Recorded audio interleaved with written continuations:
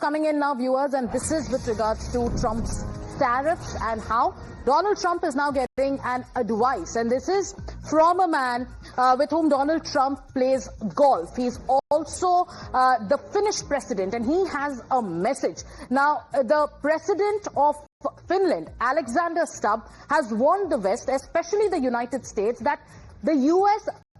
risks losing the game to the Shanghai Cooperation Organization, or the SCO, if it doesn't adopt a more respectful and cooperative approach when it comes to foreign policy in the global south, particularly towards India. So this is a message that is being sent out to Donald Trump.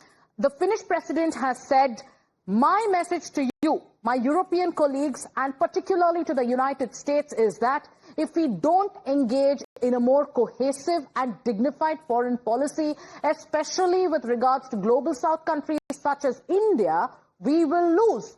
So this is the message that has been sent to Donald Trump. Rishabh, ever since the images came out from the SCO, ever since the world saw what the power of a new global order can have, especially the West, especially Donald Trump, we are seeing, there is a lot of balancing that's coming out from the US. And now it is a message that Donald Trump will have to take note. It is the president of Finland who is telling Donald Trump, listen, you have to treat your foreign policy towards India and the global south has to be respectful. Sagarika, if we talk about Finnish President Stubb, Finnish President did dial Prime Minister Narendra Modi earlier last month as well, and both had a long conversation regarding the Ukraine crisis. And India put it very clear to them that the way India has been signaling out is something that is not correct. And, in EM, Dr. Jaishankar also, as many word, had conveyed it to his counterpart in Finland that the way India is being signaled out for purchasing Russian oil is something that is unjustified, and hence it cannot go on for long. And that's the sentiment that Finland is now carrying it to the United States, that boss, you cannot be doing this, else there will be consequences. And a glimpse of it, a trailer of it, we have seen at Shanghai Cooperation Organization as well. Remember, Stubbs happened to be very close to Donald Trump. Many suggest that they both do exchange non-diplomatic chatter as well, play golf together at times as well. So it is very interesting to see that close aides, close colleagues of Donald Trump, even the state heads who are close to Donald Trump, are now coming up with these statements and very clearly telling Donald Trump that what you're doing is something which is unrealistic. Yes, and there are voices within America too.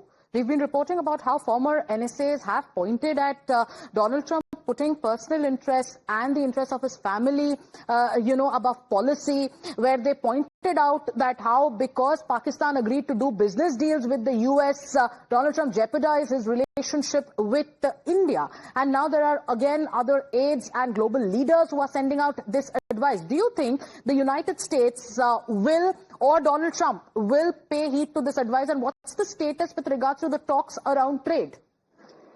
Well, to start with the talks around trade, what we're given to understand that the U.S. Negotiating team is expected to be in India soon, but as of now, there's no set date for that. They were expected to be here on August 25th for the 6th round of talks. That was delayed, and that was basically pushed forward. And now we are waiting for the new dates to come in from the United States. All right. Having said that, the former NSAs do understand how much it has been, worked upon, how much of effort has gone in to have a good relationship between Washington and New Delhi in last 2.5 decades, for that matter, starting from the civil nuclear deal in 2008 till now. The way things have undergone between India and United States, whatever is being done by White House right now might undo all that. Yes. And that is something that will again take decades for normalization. And that's the reason that from within the United States there are voices from coming within in. itself. And then you also have the contrary views that are coming